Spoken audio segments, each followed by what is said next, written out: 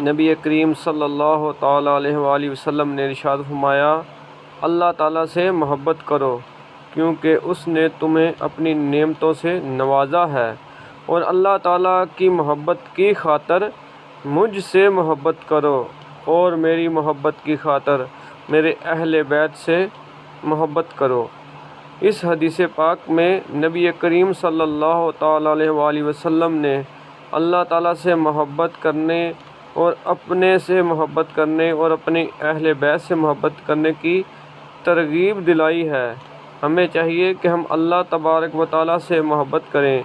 اللہ کے محبوب صلی اللہ علیہ وسلم سے محبت کریں، اور آقا علیہ الصلوۃ والسلام کی اہل بیت سے محبت کریں،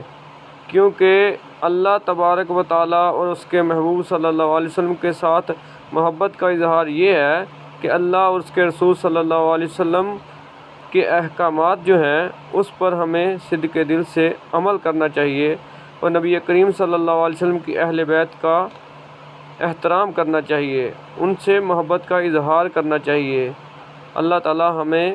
نبی کریم صلی اللہ علیہ وسلم کی تعلیمات پر عمل کرنے کی توفیق عطا فرمائے، آمین۔